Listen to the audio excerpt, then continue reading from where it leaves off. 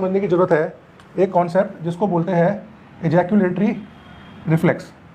तो ejaculatory reflex मतलब जो हमारा जो शारीरिक शरीर है, पेनिस है, जो पेनिस दो तरह के स्टिमुलस से खड़ा होता है। एक स्टिमुलस होता है टच, किसी ने हाथ लगाया, उसको रगड़ रहा है, उसको हिला रहा है तो खड़ा होगा। पर एक स्टिमुलस है ऑटोनोमिक, मतलब जो ब्रेन से स्टार्ट होता है। आपने कोई विजुअल देखी, आपने कुछ इमेजिनेशन किया, आपने कोई स्मेल ली, आपने कुछ टच किया, तो उससे जो इरेक्शन होता है इसको बोलते हैं एजैकुलेटरी रिफ्लेक्स। मतलब आपने कुछ सोचा और उससे पेनिस के अंदर हरकत हुई और पेनिस पूरा इरेक्ट हो गया।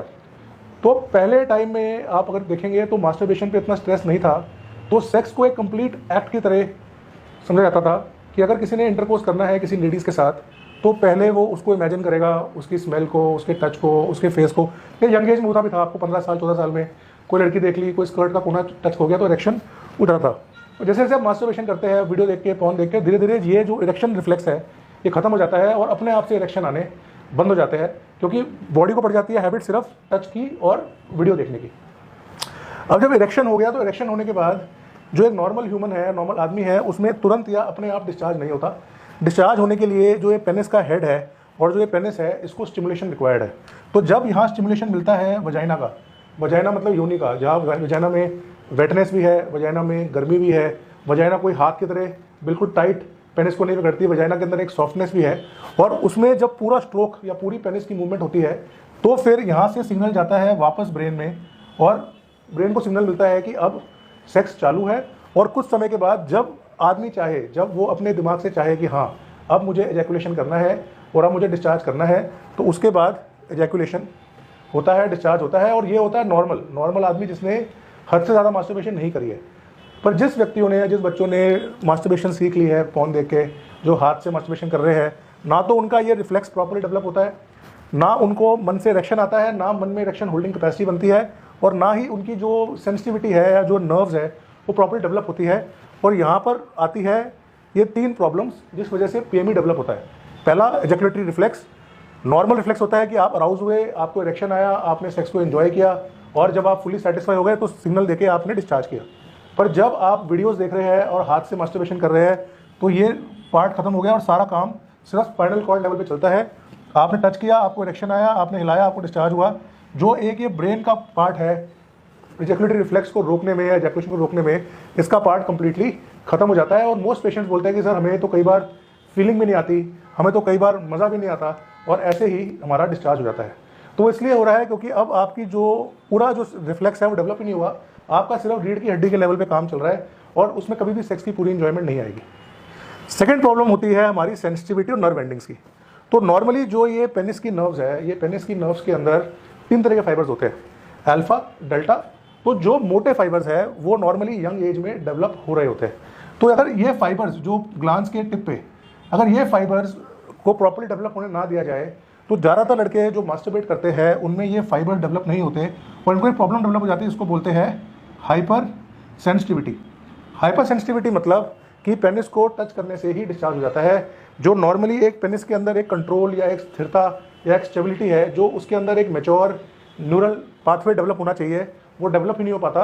और रिफ्लेक्स तो कमज़ोर ही है, साथ में थोड़ा भी वजाइना को टच करने में, मतलब जो पेनिस है वो एक नॉर्मल स्त्री की वजाइना या ओरल कैविटी, मतलब जो एक गर्म वेट मॉइस्ट एरिया है, उसकी सेंसिटिविटी डेवलप नहीं कर पाता। उसको सिर्फ ड्राई हैंड्स की, ड्राई कोल्ड हैंड्स की हैबिट पड़ जाती है।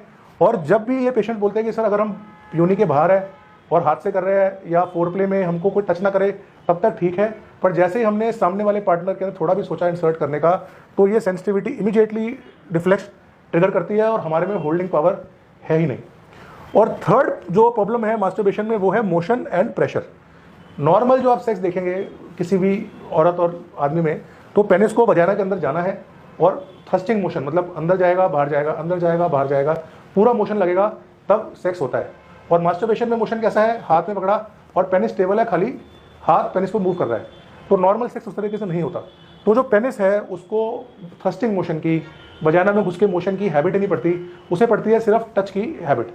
सेकेंड है प्रेशर। जब आप हाथ से पेनिस को पकड़ते हैं तो जो पेनिस के ऊपर जो प्रेशर आप दे रहे हैं वो एक वजाइना के प्रेशर से कहीं अधिक है।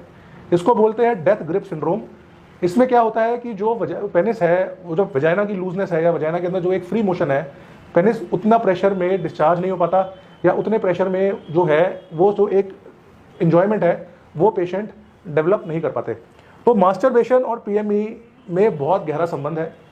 तो आज का वीडियो ये था कि मास्टरबेशन करने वाले पेशेंट्स में पीएमई डेवलप क्यों होता है, और 3 कारण मैंने बताए। एक तो जो रिफ्लेक्स है वो डेवलप नहीं होता, दूसरा पेनिस बहुत सेंसिटिव हो जाता है, और थर्ड है कि जो मास्टरबेशन का जो मोशन और प्रेशर मूवमेंट है और जो सेक्स की जो मोशन प्रेशर मूवमेंट है वो दोनों कंप्लीटली ऑपोजिट है। तो अगर आपने मास्टरबेशन किया है और आपको आज के दिन पीएमई की प्रॉब्लम है तो उसको आप कैसे सॉल्व करेंगे?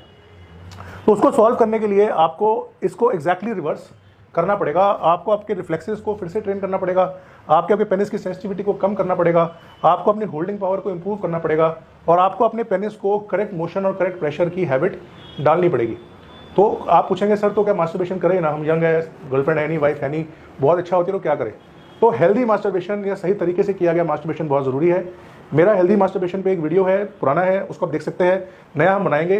पर अभी के लिए सबसे पहले अगर आपको ठीक होना है तो आपको मास्टरबेशन क्विट करना पड़ेगा, या उसको बहुत कम क्वांटिटी में लाना पड़ेगा। अगर आप डेली कर रहे हैं तो ऐसे आप ठीक नहीं हो सकते, क्योंकि अगर आप अपने पेनिस को रिकवरी देने का, अपने नर्व्स को रिकवर करने का टाइम नहीं देंगे तो आप कभी भी रिकवर नहीं हो सकते। तो फर्स्ट स्टेप है कि आपको मास्टरबेशन क्विट करना पड़ेगा। सेकंड स्टेप है कि आपको कीगल एक्सरसाइजेस करके अपने पेल्विक फ्लोर को स्ट्रॉन्ग करना पड़ेगा। थर्ड पार्ट है कि आपको अपने रिफ्लेक्सेस को ठीक करने के लिए कुछ ना कुछ स्लाइटली मेडिकेशन की हेल्प स्टार्टिंग में लेनी पड़ सकती है। कई बार प्रोलॉन्ग मास्टरबेशन छोड़ने से, कीगल एक्सरसाइज करने से, पेनाइल मसाज रेगुलरली करने से भी पेशेंट ठीक हो जाते हैं। पर अगर आपकी मैरिज होने वाली है या आप एक्टिवली इन्वॉल्व है तो आपको इन रिफ्लेक्सेस को ठीक करने के लिए भी टाइम देना पड़ेगा। वो कैसे काम करती है? वो काम ऐसे करती है कि जो मेडिकेशन है वो इस रिफ्लेक्स के बीच में बैठ जाती है। इससे क्या होता है कि अगर आपको डिस्चार्ज की फीलिंग आ भी रही है तो ये मेडिकेशन आपको डिस्चार्ज होने नहीं देगी। उससे क्या होगा कि धीरे धीरे जो ये ब्लॉक लेवल है ये बढ़ते बढ़ते over a period of time आप फिर से अपने ब्रेन पे कंट्रोल पाना स्टार्ट कर देते हो। वो ऐसा है कि एक पेशेंट है जो स्टार्टिंग में कहता है कि बिल्कुल कंट्रोल नहीं होता, तो 2 महीने बाद कहता है कि अब थोड़ा कंट्रोल फील होना स्टार्ट हुआ है, और 4-6 महीने में पेशेंट से कि हाँ अब हम सेक्स को पूरा फील कर पा रहे हैं, हम सेक्स को पूरा एंजॉय कर पा रहे हैं, और अब जो डिस्चार्ज है वो हमारा सडनली नहीं हो रहा, तो हम उसके बाद दवाइयाँ जो है वो धीरे धीरे बंद कर देते हैं। और थर्ड पार्ट है अपनी सेंसिटिविटी या हाइपर सेंसिटिविटी को ठीक करना। पेनाइल हाइपर सेंसिटिविटी पे मेरे बहुत सारे वीडियोज़ हैं, उसका एक बहुत कॉमन कॉज फाइमोसिस भी है, उसके बारे में स्टडी कीजिए।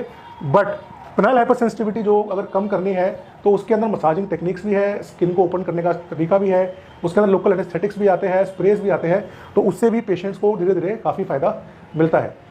तो आज का मैसेज ये है कि अगर आप बहुत फ्रीक्वेंट मास्टरबेशन कर रहे हैं और आपको लग रहा है कि सेक्सुअल परफॉर्मेंस खराब हो रही है तो मास्टरबेशन बंद कीजिए। हेल्दी या करेक्ट मास्टरबेशन टेक्निक्स लर्न कीजिए। मास्टरबेशन की फ्रीक्वेंसी, ड्यूरेशन बढ़ा, फ्रीक्वेंसी कम कीजिए, और अमाउंट ऑफ मास्टरबेशन जब करते हैं, एजिंग टेक्निक्स है उनको सीख के उनको इंप्रूव कीजिए। और आपके फ्रेंड्स, फैमिली में भी अगर आपको लगता है कि मास्टरबेशन एडिक्ट्स है तो ये वीडियो उन तक शेयर कीजिए। Thank you so much, take care.